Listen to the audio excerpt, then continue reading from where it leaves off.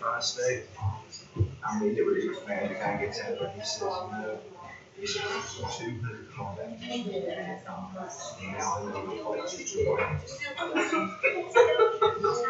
You said got some kind of hydraulic problem, so oil comes in and goes. That pilot there, son, he's a hero. I don't know how he got that on the ground that way. See how close it is to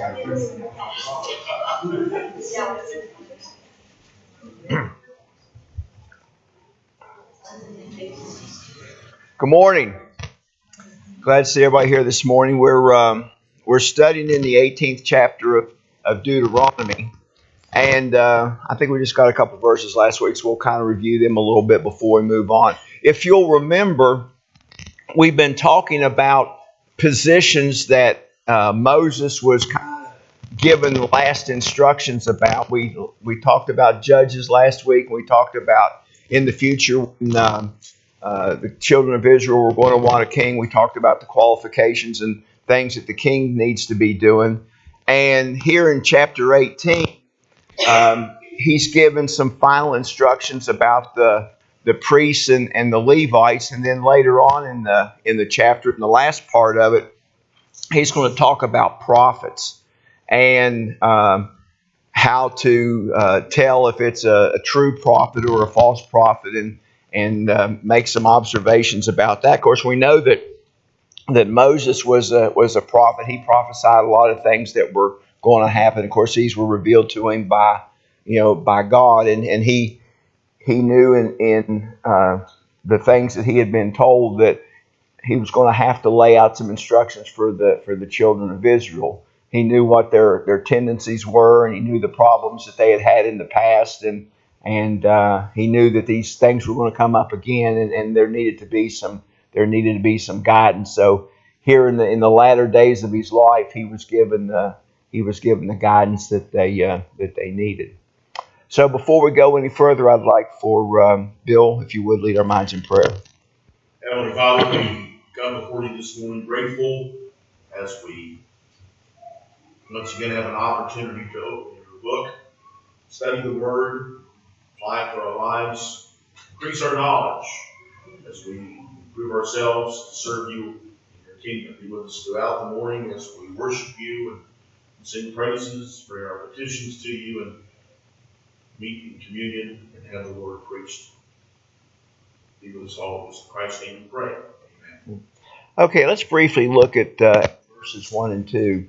The priests, the Levites, and all the tribes of Levi shall have no part nor inheritance with Israel. They shall eat the offerings of the Lord made by fire and his inheritance. Therefore shall they have no inheritance among their brethren. The Lord is their inheritance, as he hath said unto them.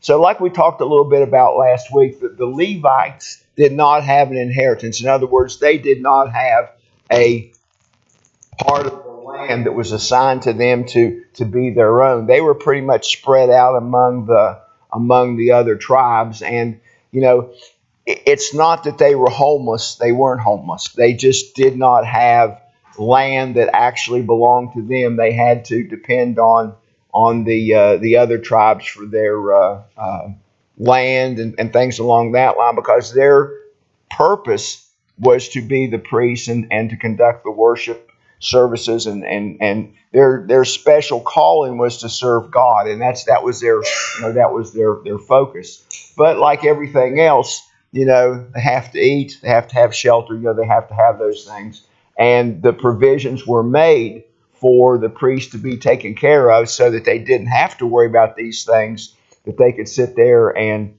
do their job and focus solely on serving the Lord. So, it was incumbent on the rest of the children of Israel to follow these things and do the things that Moses had laid out, so that the priesthood could continue in the way that God wanted to happen. I saw an interesting quote I thought was a little humorous. It says, "Though God, who is a spirit, is their inheritance, it does not therefore follow that they must live upon air." So, God made provisions for that. So now let's look at verses 3 and 4. And this shall be the priest's due from the people, from them that offer sacrifice, whether it be ox or sheep, and they shall give unto the priest the shoulder, and the two cheeks, and the maw. The first fruits also of thy corn, of thy wine, of thy oil, of the first of the fleece of thy sheep, thou shalt give them. So the word that's translated here as sacrifice in the original Hebrew was ebach, Ebach. And it points not only to an animal that was sacrificed to the Lord, but it also gave an indication that there were other animals that were killed for common use.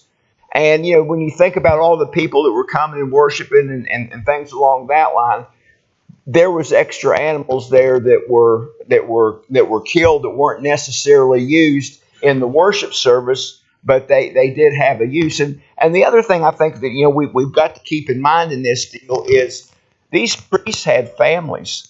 So it wasn't just there to feed the individual priests themselves, but they had to have food to feed their families, and they had to have the provisions for their family also. And thus, I think that sometimes we get hung up on the animals that were sacrificed, but there were other animals that were given to the priest for their for just their common use and not necessarily used in the worship service.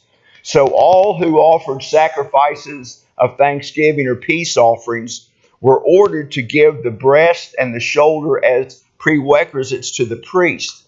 Now this was laid out before in Leviticus 7:31 through 33. And I want to read that. It says, "And the priest shall burn the fat upon the altar, but the breast shall be Aaron's and his sons. And the right shoulder shall ye give unto the priest for a heave offering of the sacrifices of your peace offerings. He among the sons of Aaron that offereth the blood of the peace offerings and the fat shall have the right shoulder for his part.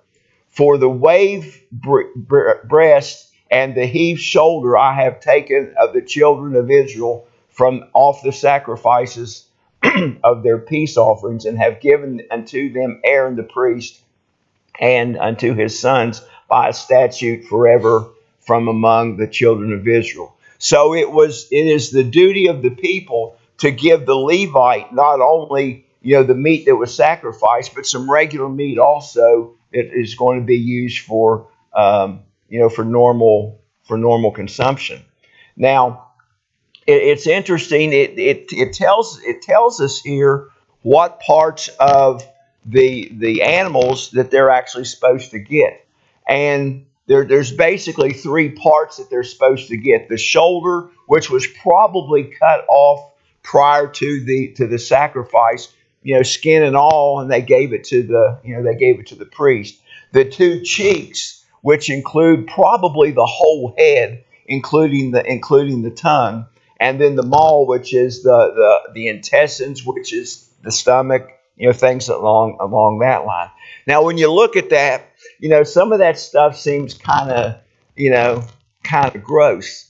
But I tell you what, I would give anything to have some of my grandmother's souse. And if you don't know what souse is, that's ground up pig's head. And that stuff, she made two kinds. She made coarse and she made fine. And I tell you what, I could eat that stuff until I was sick eating it, and it was really good. And here recently, I haven't seen it recently, but used to be you could go to the meat department and you could get a tongue. Now I don't know if you've ever had tongue before, but it's pretty good also. So I mean, in this day and time, this was a delicacy for the priests. They were getting the best part. Now, when you get into the intestines and stuff like that, the only thing I can really kind of think about is the tripe, which is the stomach. And even to this day, some of the places in the Middle East, that is still considered to be a delicacy. So, even though this doesn't really sound real appetizing maybe to us today with our cuisine, But back then this was good eating. It's kind of like having a good steak or something like that. The priests eat pretty good, probably sometimes better than the rest of the people. Yeah, I mean, I think I love this stuff. I know you have to look for, but you know what? Sass wanted liver. I could not. I had to go all the way to Huntington to find somebody that carried liver. Beef liver? Yeah, they don't have it. They don't have it over there. Like I asked for it, they looked at me like I was stupid. But maybe here I am. But yeah, I had to go to. Well, it was tough. Especially on an empty stomach, I'm thinking I'll just run over here and get some liver, and she already had the potatoes fixed, everything already fixed. I was just supposed to bring back the liver. Did you use your GPS to get there? No, I knew how to get to First Street. Now getting back might have been a problem, but I did find my way back. All right, so anyway, let's get back into this. So anyway, we're looking here, it tells us that God wants the first fruit and the firstlings, and that was the portion that was given to God, and that was the portion also that was given to the priest. Now we see here that says the first fruits of the corn and the wine and the oil, and we've talked about this quite a bit.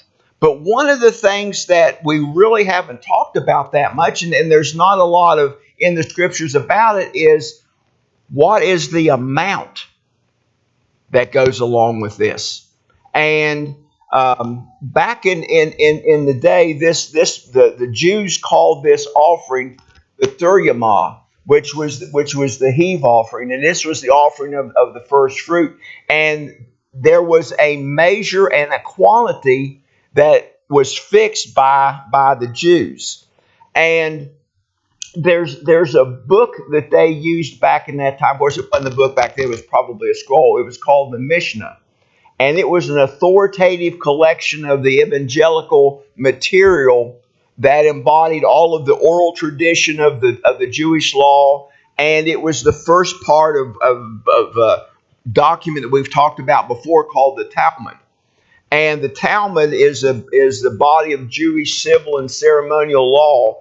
And it's comprised of the Mishnah and a thing called the Gemar, and these two were put together to make this Talmud. Now today the scholars kind of look at two different Talmuds as the two that are most authoritative. One of them is the Babylonian Talmud, which dates back from the early 5th century A.D., but there's also an earlier Palestinian or Jerusalem Talmud.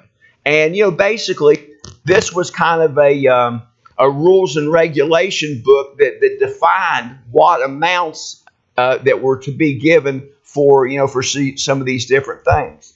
And I want to kind of go through some of this because I think it's kind of interesting when we're talking about the fleece of the sheep. And I'm going to read you what the Mishnah says about this. It says, the first of the fleece is used in the land and without the land, of which they gave the weight of 5 shekels in Judah, which are 10 shekels in Galilee, and they gave white wool not defiled enough to make it a little garment. So that this shekel is a weight of 5 shekels or a weight of 10 shekels. So they gave this offering by weight, and which if you think about it, that's a pretty good way to buy the material, because basically it was raw material at that particular time. Now, kind of continuing on, there was a kind of an interesting passage here that talked about how that you obtain this sheep, and it says, he that buys a fleece of a sheep of a Gentile, he is free from the first of the fleece. But if he buys it of his neighbor, if he leaves any of it, the seller is bound. If none, the buyer is bound. If there are 2 sorts, russet and white, he sells the russet, but the white, the males, but not the females, everyone gives for himself. So basically, you know, I'm not a big expert on sheeps, but there are different grades of the wool that comes off of the sheeps, and the russet is the dark brown color that has a reddish tint of some of the wool that comes off. That's not what the Lord wanted. He wanted the pure and the white. And we see here that the purpose for giving this wool to the priest was so that they could make garments. And probably it was not only for the priests, but also for their families to make garments also. Now, if you'll remember in our prior studies, God gave some very specific instructions on the uniform that the priest was supposed to wear when he was conducting the service. We went into that into great detail. But what it didn't give a lot of instruction about was the girdle or the underwear, and this obviously that this wool could be used for the girdle or for the underwear and things along that line, and just regular common clothes that the priest would be wearing. Now we've mentioned this fellow before. His name was Jarshai, and he was a kind of a commentator in that time, and he talked about the shearing of the sheep every year, and the first part going to the priest. And he also made the observation that later on, when they kind of got away from the shekel weight, they made it a 16th part, being being the amount that was agreed on by all the priests that the offering was supposed to be. And I get, when we read through all the 5 books here, it doesn't really tell what the amount is. It just says it's supposed to be done. And obviously there was some type of standard. We talked about tithing, later on, and things along that line. But there was an amount that was known to these people that they were supposed to be, giving, and that was what the standards were. And this was, recorded and put into writing to what it was supposed to be. And that way, if there was a dispute, there was some record to go back on. Any comments about those verses? All right, let's look at verses 5 through 8. For the Lord thy God hath chosen him out of all thy tribes to stand to minister in the name of the Lord, him and his sons forever. And if a Levite come any of thy gates out of all Israel, where he sojourns, and comes with all the desire of his mind into the place which the Lord shall choose, then shall he minister in the name of the Lord his God, as all his brethren the Levites do, which stand there before the Lord. They shall have like portions to eat, besides that which cometh the sale of the partridge. So basically, this kind of indicates to me and that all of the Levites did not serve as priests in the temple. And if you think about that, that's a logical thing. That was their calling. That's what they were supposed to do. But if you think about it, there were probably a whole lot more Levites than there were priest positions. So the Levites could serve other functions, in their. There was also an age restriction on the priests. Right. Well. So, Right. If you hadn't reached that age, of course you wouldn't be a priest. If you exceeded that age, Right. you're still a Levite. Right, and not only that, but there were other things that had to go on in the temple and the tabernacle, other than just there's the worship. But that was the job of the Levites to perform those things. And it talks about here about a calling. God wanted people that were dedicated and had that calling in their heart to do these things. So some of these people were probably just simply assigned to different cities, and they lived in those cities and performed some other functions, and they were distributed, like I said, all the way through the country, through the various tribes, and they were sojourners, but they weren't homeless. We would use the term today, they were itinerants. Yeah, yeah. That they would move around to where they needed. It was almost like they would go where they were needed to supplement the permanent resident Levites. Right, right. So back in Numbers, it talks about what the priest received. And it says, like, if I do something wrong to you, mm-hmm, I have to make restitution plus 1/5. mm-hmm, If there's nobody in your family for me to make the restitution to, it goes to the priest. mm-hmm. And it says it's not the Lord's, it says it's his. Right. And the priest they have valuable possessions. Right. And and we're going to talk about this a little bit later on, and that was theirs basically to do with what they wanted to do with. It wasn't dedicated to the Lord. They would have an inheritance. Right. And the way I read, they have an estate. It was passed on to their children and things along that line. So the ones that didn't participate, they had a job to do, and the ones that participated in the sanctuary was ones that had that desire to do that. And if you think about it, something you really want to do, you're going to do a whole lot better job than being put into something that you really don't want to do because your heart's not going to be in it. And the Lord wants these priests to have their heart in the deal. Right, desiring the office. That's absolutely correct. So this was prior to the temple being built in Jerusalem. And when the children of Israel went into the promised land, the temple didn't get built immediately. There's a time frame that went on. So there were still tabernacles and things along that line for a long time before Solomon built the temple. So I guess we could say that every priest was a Levite, but every Levite was not a priest. And I think that's kind of what sums up here. Now, God did not preserve in Scripture the plan whereby the individual Levites served in carrying out their various duties at this period of time in Israel's history. And this same period we're talking about is enumerated a little bit in Numbers, the 18th chapter.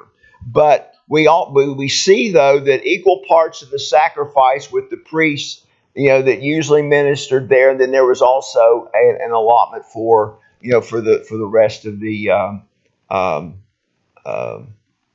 Levites.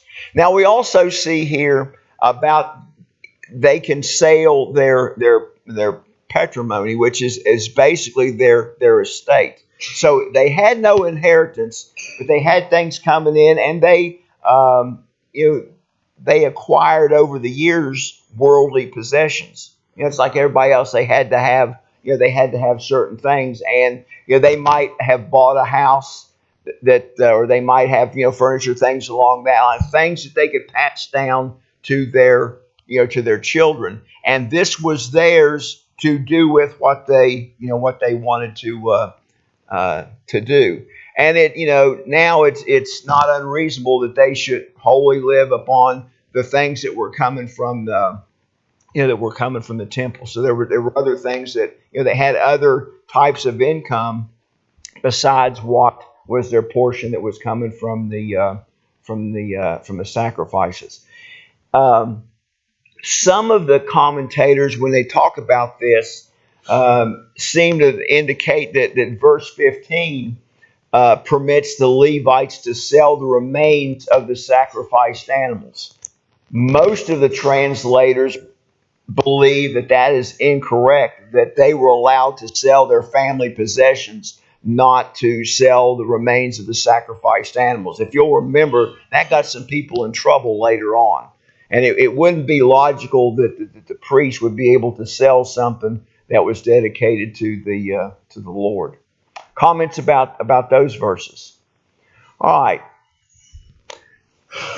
Verses 9 through 14 kind of contrast illegitimate types of religious people and practices with the legitimate kinds of religious personnel and practice that Moses was going to be dealing with in these sections. And basically what we're going to kind of contrast is we're going to contrast the priest versus the prophet. And, Moses, I think, probably understood this, quite well, that there was going to have to be some distinctions made here, and there was going to have to be some guidelines laid out for the children of Israel so that they would know who to believe and who not to believe. So let's look at verses 9 through 14. It says, when thou art come unto the land which the Lord thy God giveth thee, thou shalt not learn to do after the abominations of those nations. There shall not be found among you anyone that maketh his son or his daughter pass through fire, or that uses the divination or observation of time, or an enchanter, or a witch, or a charmer, or a consulter with familiar spirits, or a wizard, or a nomancer. For all that is do these things are an abomination unto the Lord, and because of these abominations the Lord thy God doth drive them out from before thee. Thou shalt be perfect with the Lord thy God. For these nations which thou shalt possess hearken unto observers of time, and unto the diviners. But as for thee, the Lord thy God hath not suffered thee so to do. So basically, what he's saying, and to quote Leviticus 18 and 21, it says, you shall not give any of your children to devote them to fire by Moloch, and so profane the name of the Lord. So, God understood that when the children of Israel got into these lands, they were going to be exposed to these false religions. And he was, when you start talking about it being an abomination to God, that's pretty serious business. And he understood that these things were out there, and he did not want his people taking part in any of these things that the heathen nations were doing. And in Leviticus, it mentions specifically this Moloch. Now, it's also spelled in other parts of the Bible, Molech, Molec. This was a Canaanite deity associated in biblical sources with the practice of child sacrifice. And the name derives from combining the consonants of the Hebrew word that means king with some vowels which mean shame. So the latter is often being associated in the Old Testament, and we hear it described more often as Baal, the god Baal, God with a small g, being Baal. Now, in the Hebrew Bible, Moloch is presented as a foreign deity who was at times illegitimately given a place in Israel's worship as a result of the policies that certain apostate kings had. They completely got away from what God told them to do, and started going back into these other heathen religions and pulling things that they wanted out of it. Now, to Moloch, which was a sort of this god, he was entranced by fire, and there's several explanations of how this worship, this child sacrifice worship was done. One type that they would have is they would build two fires very close together, and they would get them really hot, and they would walk the children in between, which obviously would burn them and things along that line.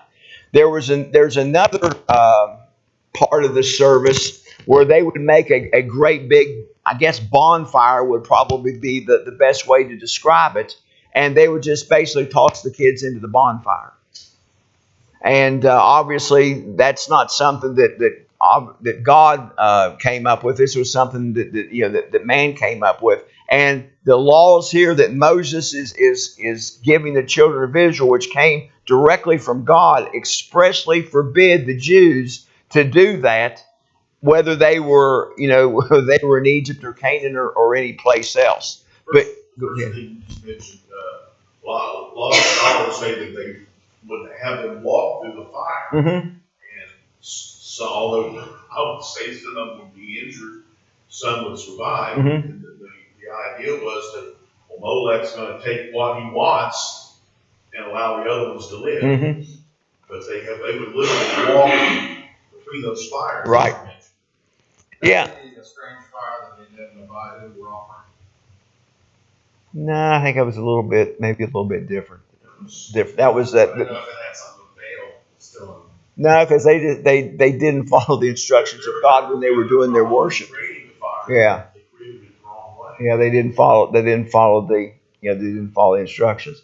I mean, and you think about it, even today there's religious groups that do, walk through fire and all that kind of walk through and do all that kind of stuff. And of course, if you've never really been around fire, it's hot. And, even at you get a big fire going, and you don't have to get too close to it to get burned. And you figure you get two of them side by side, two big bonfires together, and walk down the middle. It's going to be a bad situation all the way. Oh yeah. And not only that though, but it's hard to breathe because the fire consumes the oxygen. Fire has 16% oxygen to burn. So it's pulling a lot of oxygen, out of the air, and it's like I say, it would be a bad thing to send children through. So this was something that flourished in this day and time, and the children of Israel were going to be they were going to be exposed to it, and that was something that God didn't want them to do. Now, he also goes through here and he talks about the different types of people that he didn't want the children of Israel to deal with. And we're talking about magicians and witches and soothsayers and things along that line.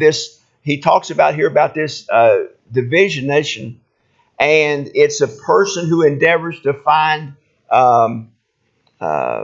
things out by using lots, and they practice soothsaying. They're kind of like a fortune teller, and the practice of seeking knowledge of the future or the unknown, by some type of supernatural means.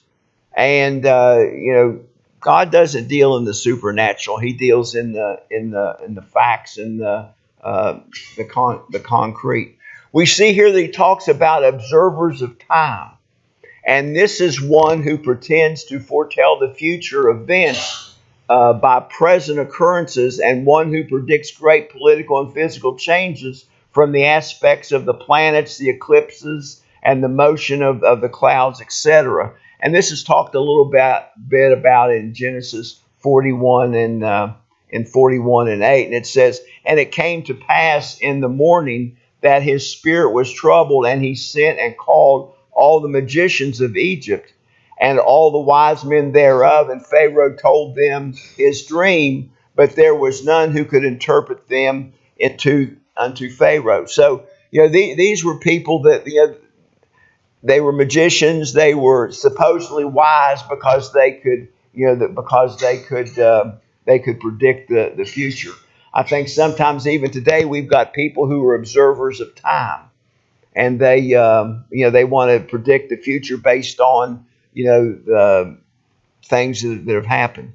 This actually also, to me, sounds like astrology. Talking about reading the stars and what's going on. Yeah, they publish their horoscope every day. One of those. Well, it's basically a horoscope. Yeah. We also see that he talked here about enchanters. And this is somebody who would inspect the entrails of beasts and observe the flights of the birds and draw upon things that happened from the past Sometimes they observe serpents and things along that line. We also see here that it talks about a witch, which probably by that means they used drugs and herbs, perfumes, and pretended to bring on these celestial things by using these aids and stuff. Now, the way I kind of interpret some of the things that the scholars said about this, a witch was a female and a wizard was more of a male. Of course, we have a charmer. It's one who uses spells, and the term implies that they might do things like tie knots for different purposes and then things along that line. Then you've got a wizard, which is supposedly a wise one or one knowing all. Every time I think of wizard, I think of the Wizard of Oz. You got there working all that stuff. And the wizard, though, was considered in that day a masculine form or a male form of a witch, and practiced pretty much the same means that the witch would do. In Leviticus 19:31, it says, "Regard not them that have familiar spirits, neither seek after wizards to be defiled by them. I am the Lord your God." So the one that they need to follow is God, not these wizards and soothsayers and things along that line. It also mentions this necromancer, and this was one who seeks from or inquires of the dead. Now, I think that we would think there, okay, this is somebody that does a seance, and or I guess today we would call it a medium. What that TV show, Brooklyn Median or something like that. People that talk to the dead or do seances and stuff like that. There's still a lot of that around. I mean, we've got paranormal groups and things along that line that go different places and look for spirits and things along that line. Matter of fact, the Ramsdale House is probably one of the most popular places around here for paranormal people to go do their thing, and that's kind of what we're talking about here. One of the scholars had quite a bit of interesting writing about this particular section, and he talked about a witch named Endora.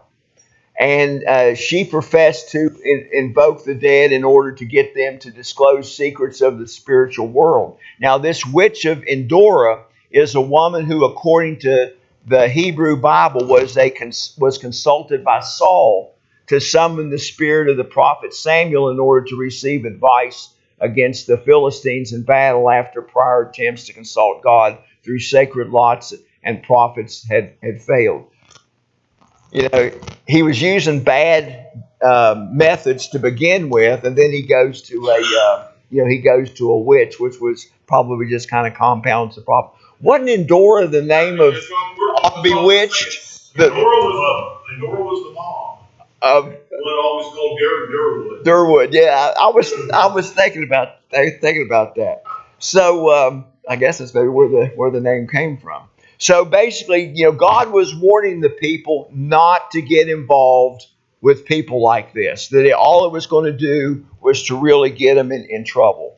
So I think we're going to stop right here because verses 15 through 22 is talking about prophets, and we'll get into that next week. So I appreciate everybody's attention. God drove those people out of the land so that they wouldn't intermingle with. That's right. It was a purpose. Right. God promised to deliver them. But if you get somebody that's a really good magician, you can start to believe that stuff. I mean, even back in that time, Pharaoh guys and their staffs and stuff, they weren't of God, but they were good magicians.